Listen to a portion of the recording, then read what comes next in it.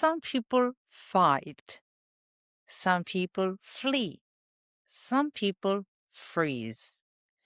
And for a long time, that was the dominant language we used to explain stress. The fight or flight response. You either face the threat, escape the threat, or, as a later model also described, sometimes you freeze in front of the threat. And that model is useful. It explains a lot. It explains why your heart starts beating faster before a presentation. It explains why your mouth gets dry when someone asks you a question in English. It explains why a meeting can feel strangely similar to standing at the edge of a swimming pool in winter. Technically, nothing terrible is happening, but your whole body is screaming like, please don't make me jump. But then researchers started to notice something important.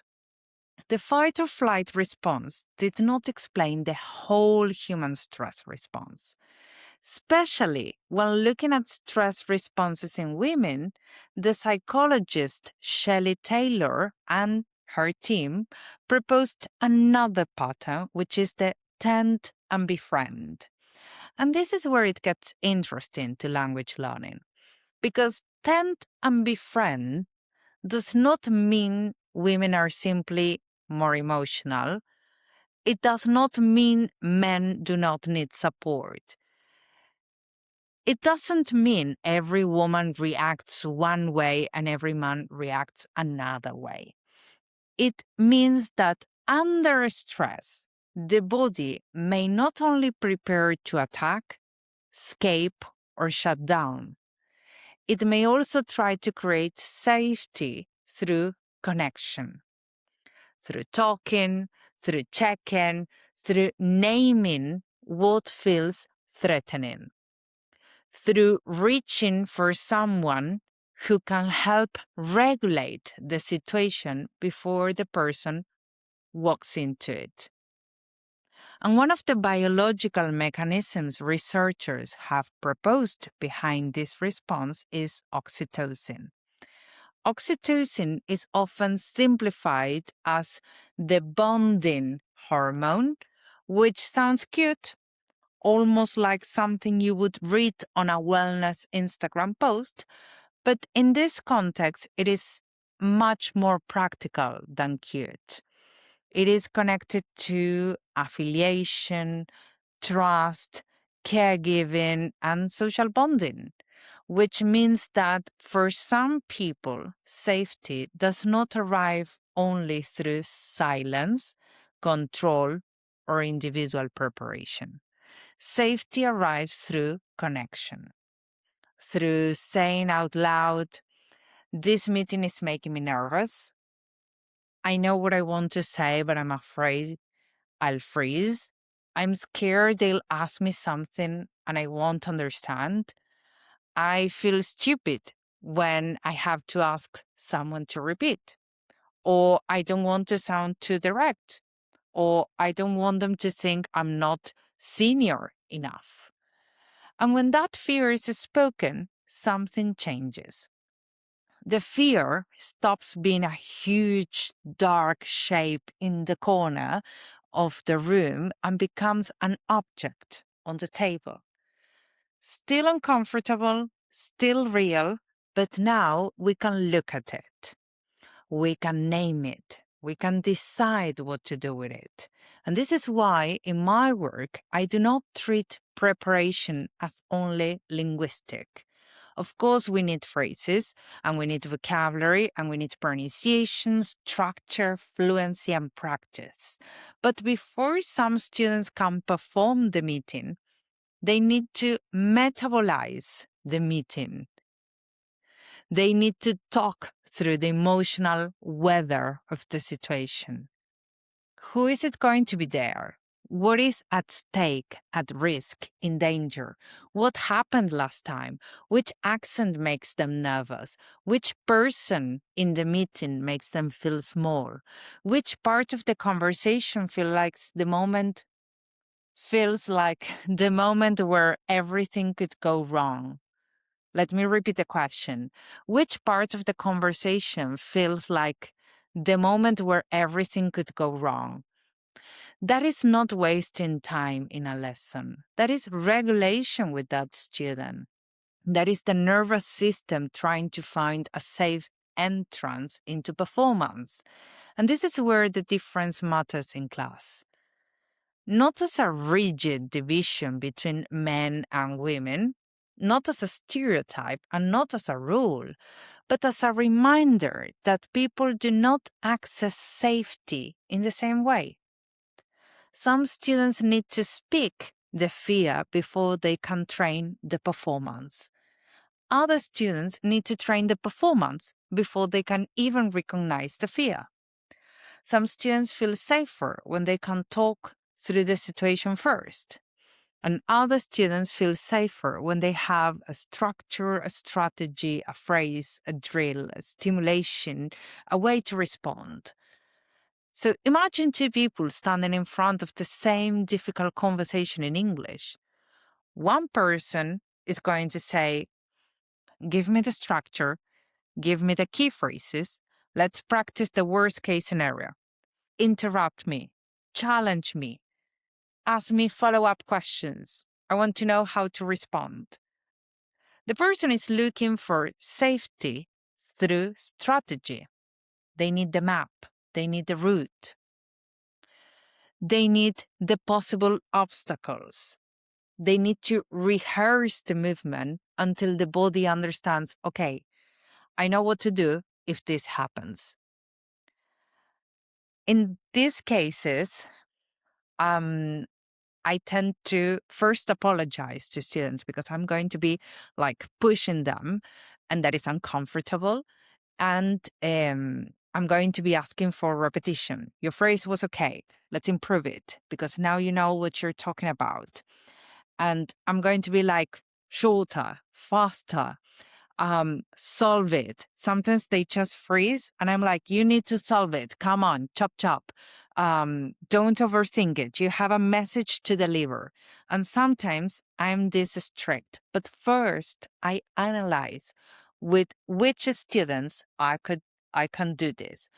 Generally speaking, and based on this research, I generally can do this, and I'm repeating the generally, I generally can do this with men, that they are more on this fight or flight response. Either they face the problem and they fight it, they confront it, or they fly away. In those moments, I'm like, chop, chop, you need to solve the problem. You need to give an answer. The typical question, what do you do? Tell me about yourself. The typical in interviews, like, solve it. You have a message to deliver or a presentation. With women that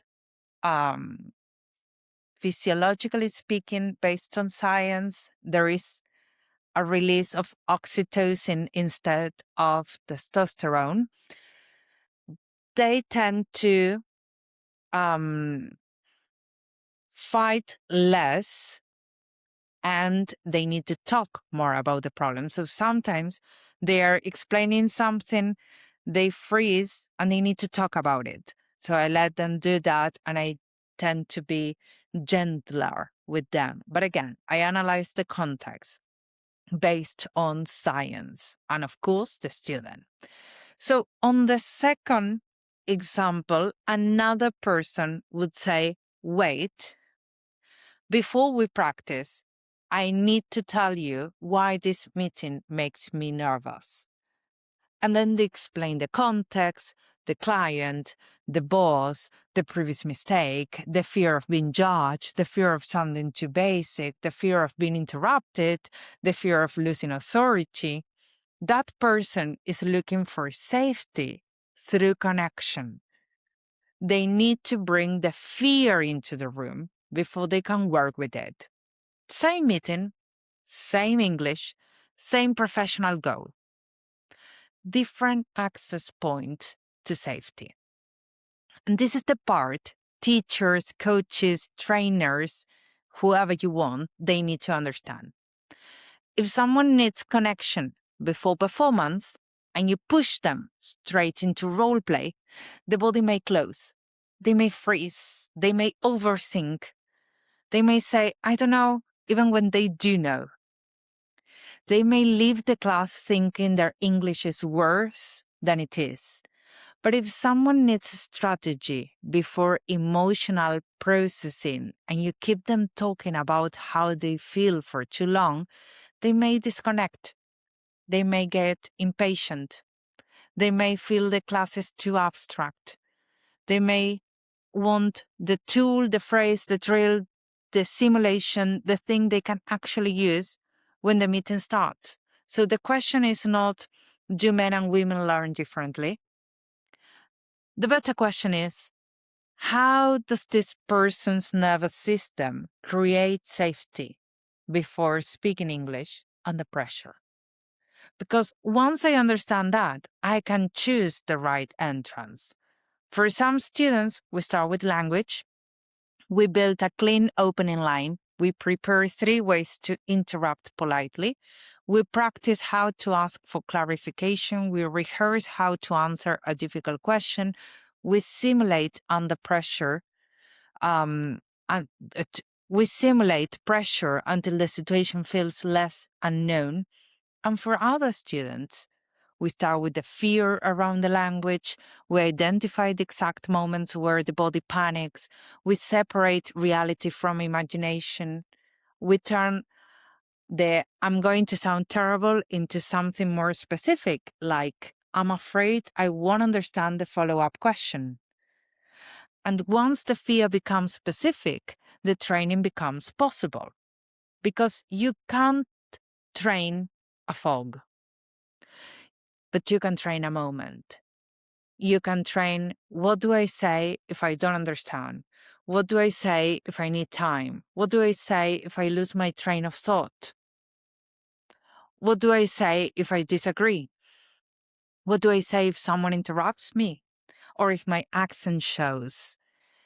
And this is the shift that changes everything. We stop treating fear as something that should disappear before the student speaks. We treat fear as information. Fear tells us where the training has to go. If the fear is, I won't understand, we train clarification. If the fear is, I'll freeze, we train recovery phrases. If the fear is, I'll sound too direct, we train tone. If the fear is, I'll lose authority, we train concise, confident answers. If the fear is, I'll make a mistake, we train repair. If it is, they'll think I'm not good enough, we train presence. Because this is something that happened in class. It's not the same to do this, that to show yourself like this. It's not only how you project yourself to your audience, but also how you are telling your brain that you feel. Because your brain is going to understand like, okay, I'm showing myself. I'm opening myself. I'm safe. I'm not hiding. If I'm hiding, I'm in danger. But if I do this, I'm telling my brain, I'm safe. I'm in control. I'm showing myself. And that is also train. That is presence. Because adult English is not only about adding more language. Sometimes it is about building a bridge between what the person knows and what their body can access under pressure. That bridge looks different depending on the person. Sometimes it looks like connection. Sometimes it looks like repetition, or it may look like structure or like role play. It may look like talking for 10 minutes before the first sentence comes out, or it may look like saying, let's go straight to the simulation. The important thing is not forcing everyone through the same door. The important thing is knowing which door allows that person to enter the room and stay there. Because the goal is not to make every student react the same way. The goal is to help every student understand their reaction well enough to train it. And that is where English becomes more than language practice. It becomes nervous system practice, professional identity practice. It becomes learning how to stay present when your body wants protection. And in real life, that is what fluency requires, not just knowing the words, being able to reach them when the room is quiet. The question is yours, and everyone is waiting. So before your next meeting in English, don't just ask yourself, what do I need to say?